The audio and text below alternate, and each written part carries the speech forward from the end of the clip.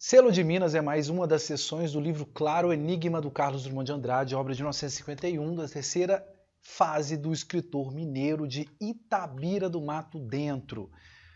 Inclusive, cidade mineira, né? Então é importante você ter isso aí articulado dentro do seu pensamento. Eu passo algumas informações para você sobre essa parte, sobre essa seção do livro.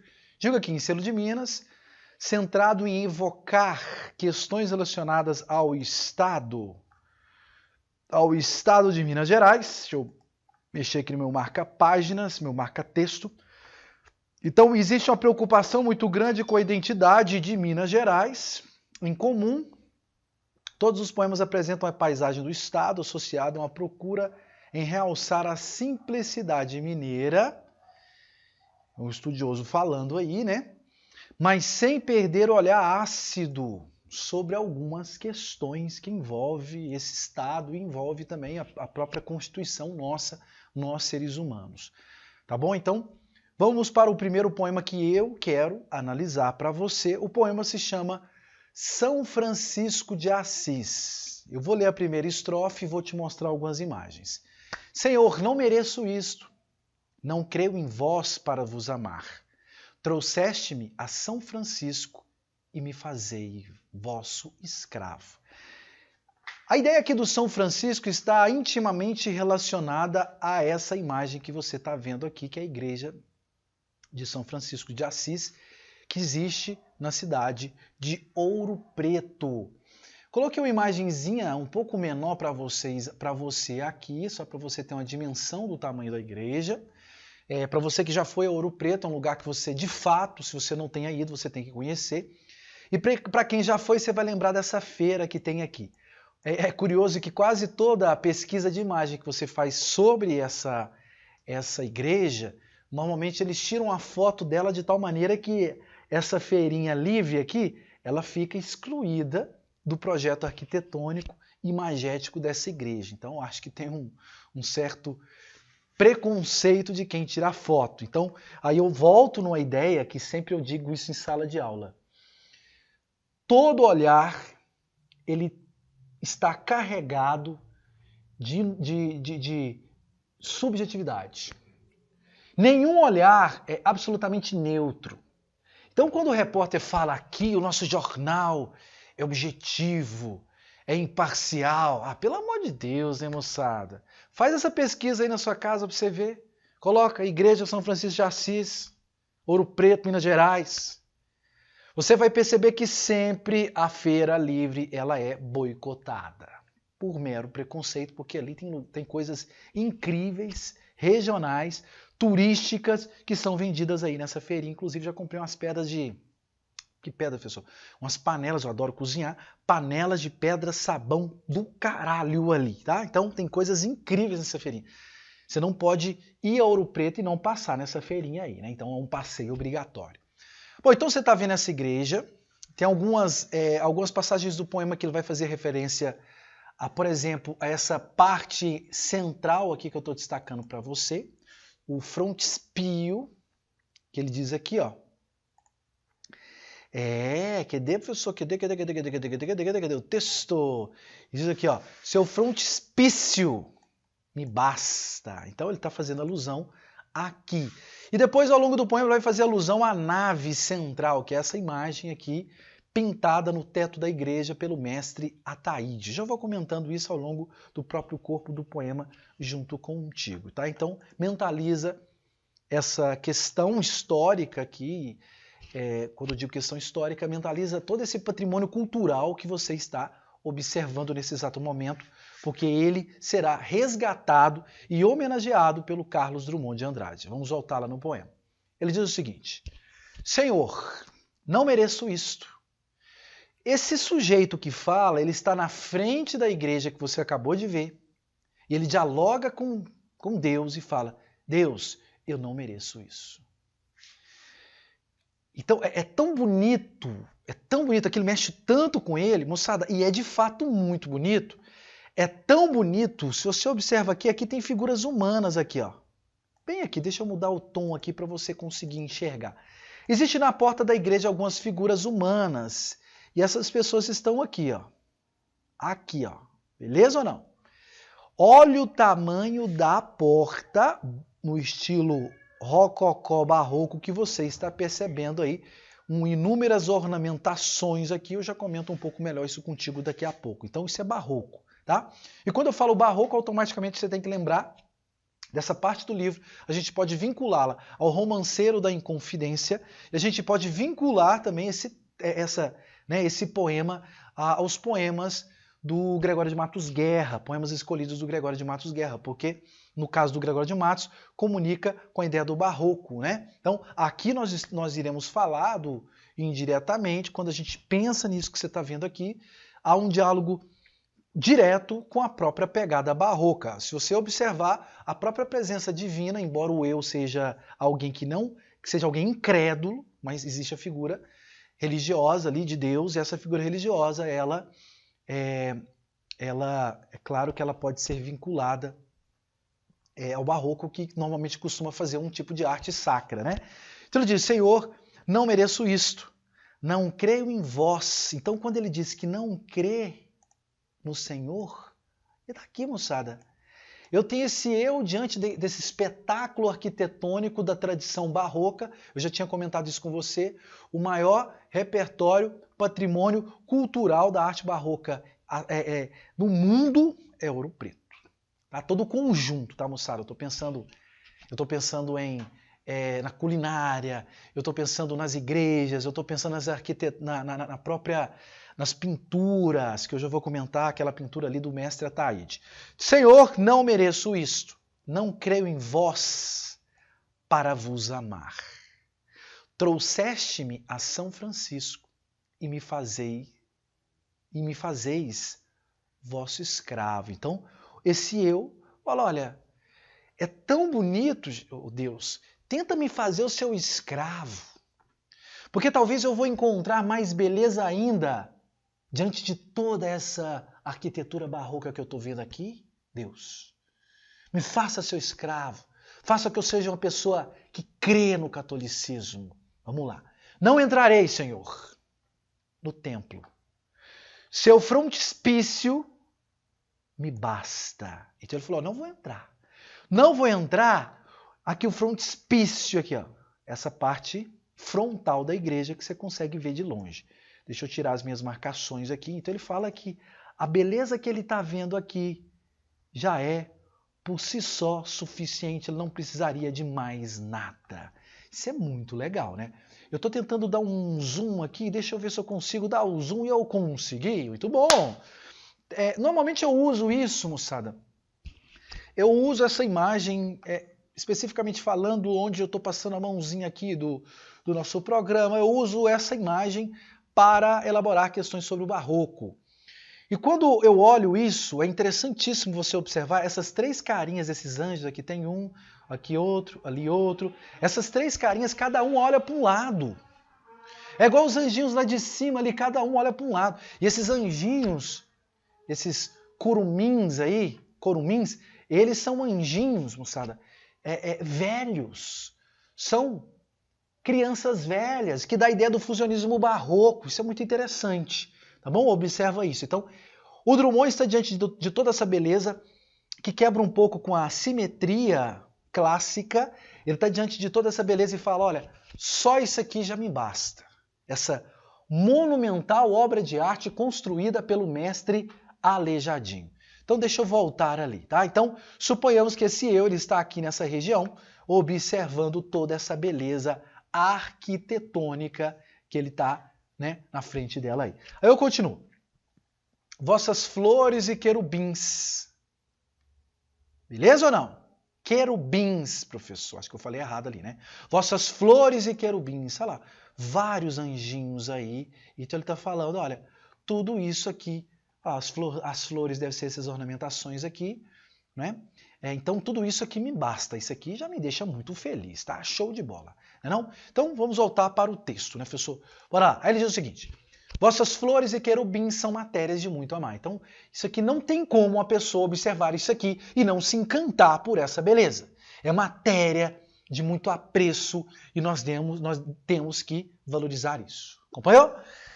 Eu confesso que a primeira vez que eu fui a Ouro Preto, não me lembro a data, eu até estava tentando aqui nos meus arquivos de imagens encontrar algumas imagens, algumas fotografias que eu tirei lá, mas nossa, é tanta fotografia que eu acabei esquecendo, na verdade assim, deixando de lado a ideia de tentar pegar essas imagens ali, tá bom? Aí ele diz o seguinte: dai-me, Senhor, a só beleza destes ornatos, e não a alma. Eu acho muito legal isso que ele fala aqui. Dai-me, Deus, só beleza disso que eu vejo, e não a alma. Será que o Camões, ou que Camões isso, o Drummond, será que o Drummond está querendo dizer, olha, deixa eu ficar só com a beleza disso, não tenta fazer com que eu me apegue ao cristianismo, não? Então tá ótimo ficar só com a beleza arquitetônica desse lugar. Agora eu vou articular outro pensamento sobre esse trecho que eu acho muito massa. Dai-me, Senhor, a só beleza desses ornatos e não a alma. Então quando ele diz alma, eu estou invertendo a leitura que eu acabei de falar. Na primeira interpretação desse elemento alma aí seria a própria ideia do catolicismo, né? E quando eu penso em alma, em outra possibilidade de interpretação, a gente poderia pensar o seguinte: poxa, quem que fez essa igreja? Essa igreja ela também foi construída com mão de obra escrava. Então, Deus, eu queria ficar só com os ornamentos, porque se eu pensar na alma dessa igreja, na essência de como essa igreja foi construída, eu desencanto, eu viro as costas e vou embora. Não entendi. Quando você vai ao Coliseu, em Roma, é espetacular. Você olha aquele céu maravilhoso, aquela construção gigantesca que foi construída ao longo de décadas dentro do seu imaginário, e quando você está ali de frente, você fica completamente louco. Agora, quando você começa a pensar nas coisas que ocorreram ali dentro do Coliseu, mais de 2.000 mortes de pessoas ali dentro, você desencanta. Porque a alma do Coliseu é uma alma bárbara. E é claro que quando você entra lá dentro, você tem que fazer essa reflexão, pô. E é curioso que quando você está lá dentro do Coliseu, as pessoas parecem que falam baixo. As pessoas que parecem nutrir um super respeito, velho. Porque sabe que ali dentro morreram centenas, milhares de pessoas. Então quando eu chego lá dentro e as pessoas falam baixo, em símbolo de respeito, essas pessoas estão lembrando, né, da memória desses seres que foram mortos ali, né, da carnificina, do pão e circo que foi executado ali dentro do Coliseu. A própria cidade de Roma é uma cidade que, quando você começa a avaliar a própria história da cidade, bicho, você fica completamente desencantado com algumas coisas que você vai ver. Então, a alma aqui é a essência de como a igreja, no caso aqui em Ouro Preto, a igreja de São Francisco de Assis, ela foi construída. Pressente-se dor de homem. Tá vendo? Olha que bonito aqui. Pressente-se dor de homem. Então, quando eu vejo essa igreja, eu olho aqui em eu imagino que cada tijolo que há ali dentro, ele foi construído com base na dor do homem, mão de obra escrava. A história de Ouro Preto é uma história caracterizada, sobretudo, por muita dor e muito sofrimento. Pega aí, gente, o livro Romanceiro da Inconfidência, porra, velho. A própria história da cidade de Ouro Preto vai mexer muito com a Cecília Meirelles, ao ponto dela fazer esse livro. Então, a conferência dela, bicho, em 1954, em Ouro Preto, na Casa dos Contos, que é um lugar também que você tem que ir, é onde o ouro era levado, transformado em barras, recebia o brasão de Portugal e era enviado para Portugal. Toda a barra de ouro que não tivesse esse brasão português era apreendido e voltava para a Casa dos Contos, tá? Então, na hora que ele fala, pressente-se dor de homem. Então, aqui, essa igreja deve ter nela sofrimento. Paralela às 5 chagas de Cristo. Então, é muito a dor. Cristo e suas chagas não é sinônimo de dor e sofrimento? Pois é. Quando eu olho essa igreja aqui também, eu imagino, né, o sofrimento desses negros, essas pessoas que construíram essa igreja. Mas entro e, Senhor, me perco na rósea nave triunfal. Essa rósea nave é isso aqui que você está vendo. Pintado pelo senhor mestre Ataíde. Olha a a grandiosidade disso. Eu vou dar um zoom aqui para você observar, né? Inclusive tem anjos aqui, moçada, meio negros, mulatos. Olha esse aqui onde está a mãozinha, olha esse aqui também, né? Porque o próprio, tanto o mestre Ataíde quanto o Aleijadinho, pessoas que tinham um pé ali na etnia afro, velho. Então aqui tem uma homenagem também a essas figuras negras. Essa pintura aqui, ó, ela foi construída... Gente, fazer isso aqui é meses, essa pintura. Não entendi. Então, o Drummond ele tem consciência disso. E é justamente essa dificuldade para se fazer um negócio como esse aqui que vai fazer com que a Cecília Meirelles, ela faça essa obra monumental chamada O Romanceiro da Inconfidência, pô. E aí, moçada, essa pintura aqui ela foi construída, ela foi pintada com pigmentos de plantas. Não existia a casa de tinta no shopping, perto da sua casa. Não existia, pô. O cara tirava isso aqui, extraía isso aqui de pigmentos, montava os cavaletes lá em cima e ele pintava deitado, velho.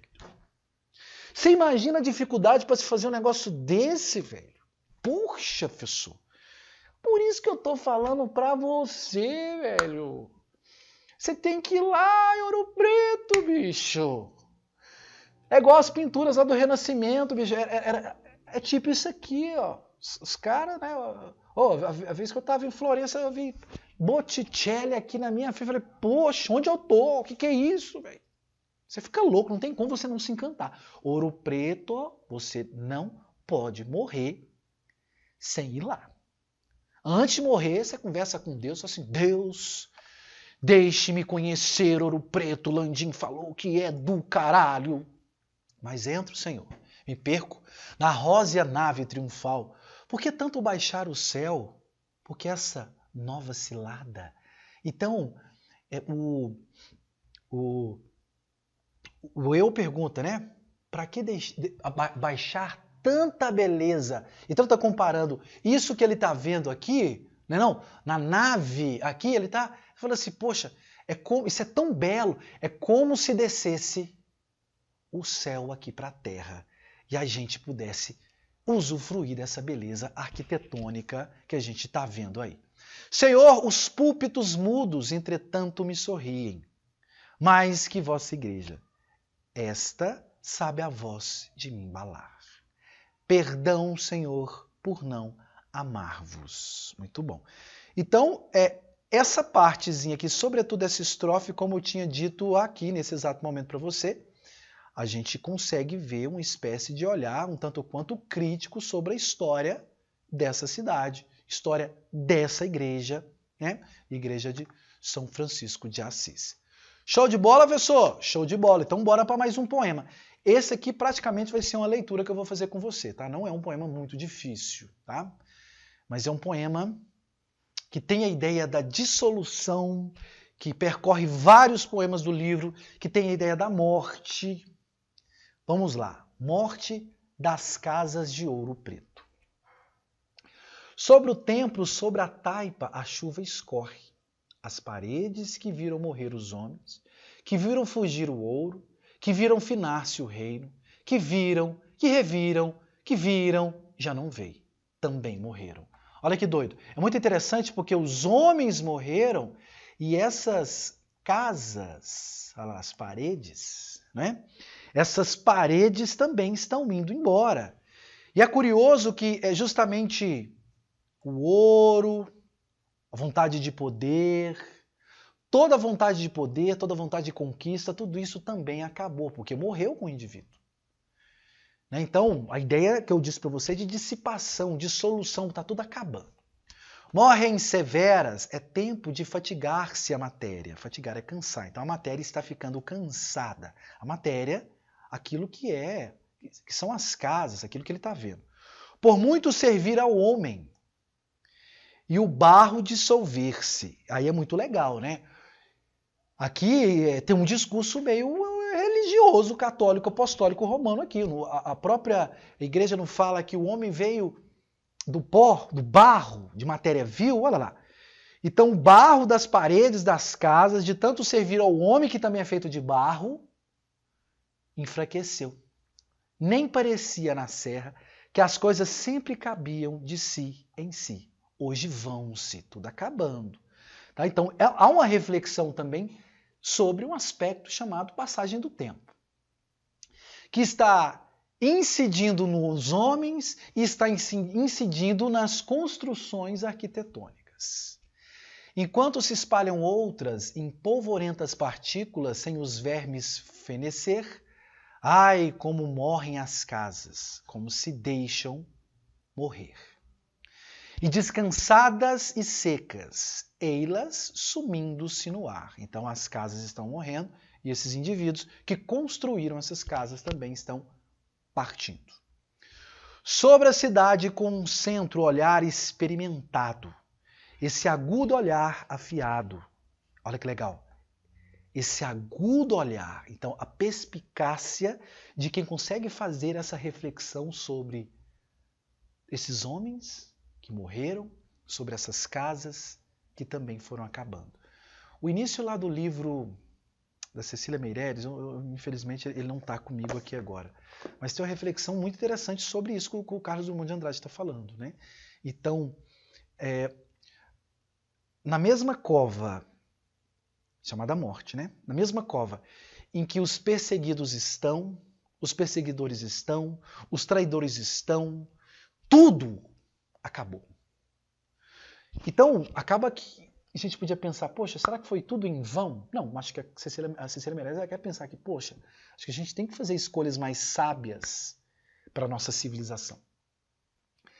Uma coisa é enforcar alguém, estrangular alguém, depois ainda salgar as terras de alguém, eu estou falando de Tiradentes, isso é absurdo, isso é barbárie, que faz parte da história do Brasil. Por isso que a gente tem que nunca esquecer isso, porque isso nos compõe, isso faz parte da nossa memória. Então, bora aí nessa última estrofe, sobre a cidade concentra o olhar experimentado, esse agudo olhar afiado, agudo olhar é olhar crítico, de quem é douto no assunto. Quantos perdi me ensinaram. Olha que legal. Eu sou doutor no assunto, eu já perdi muitas pessoas que eu tanto amei. Eu estou olhando aqui essa cidade, ela se decompondo, ela se dissolvendo, algumas casas indo embora, as pessoas que aqui ocupavam já não existem mais. Então eu sou doutor nisso, porque eu também já perdi várias pessoas. Essas pessoas me ensinaram. Essa reflexão aguda que eu estou fazendo agora sobre isso. Veja a coisa pegajosa, vai circunvoando na calma. Não basta ver morte de homem para conhecê-la bem. Mil outras brotam em nós, a nossa roda no chão. A morte baixou dos ermos, gavião molhado, seu bico vai lavrando o paredão. É muito doido porque ele fala que chuva, está chovendo ali. Então a ideia da chuva aqui não dá a ideia de mudança mesmo. De um novo tempo, de um tempo que vai se sobrepondo a outro, porque afinal de contas a chuva vem, tem estação de chuva, vem estação da seca. Então nós temos essas estações que vai reforçando a ideia do ciclo. E quando eu falo ciclo, eu imagino automaticamente, eu penso na ideia da morte, não é não? E dissolvendo a cidade. Aqui eu tenho um Ejambemã, né, que significa encavalamento, Ejambemã. Ele começa aqui uma ideia e termina ela aqui. Por que ele não colocou esse verso aqui? Para não quebrar com a métrica, tá bom? E dissolvendo a cidade sobre a ponte, sobre a pedra, sobre a cambraia de Nice, uma concha de neblina. Nice aqui é uma das musas inspiradoras do Tomás Antônio Gonzaga ou do Cláudio Manuel da Costa, tá? Os dois podiam usar a mesma aí. Inclusive a Marília de Disseu, que também é uma musa inspiradora do Tomás Antônio Gonzaga, é usada pelo Bocage, lá no arcadismo português, tá? Então não sofre com isso não. Uma colcha de neblina já não é a chuva forte. Me conta por que mistério o amor se banha na morte. Beleza? Então um poema poderosíssimo, que faz essa reflexão aí bastante acentuada, emotiva, né? Sobre, né, no caso específico, sobre a cidade de Ouro Preto, que é um lugar, como eu tinha dito para vocês, você tem que conhecer. A própria estrada que liga Belo Horizonte a Ouro Preto é assim, já é uma aventura, né? Então, são aproximadamente 60 quilômetros que você pensa que você vai fazer em 40 minutos? Não, quase 2 horas, porque ela é assim, ó. Certo? Muita curva, descida, ribanceira, morte ali próximo. Então, quando você vai chegando a Ouro Preto, né, a cidade está lá, cravada na serra. Cara, é incrível. Aí você tá Ouro Preto, tenta dar um pulinho em Mariana também. Inclusive tem um poema aqui que ele faz sobre Mariana. É o primeiro poema dessa sessão, chamado Evocação Mariana. Beleza? Então tenta lê-lo aí. Não é difícil, essa sessão do livro não é uma sessão tão difícil. E no próximo bloco de aula, eu parto para a sessão Lábios Cerrados do livro Claro Enigma. E até logo. Bye, bye.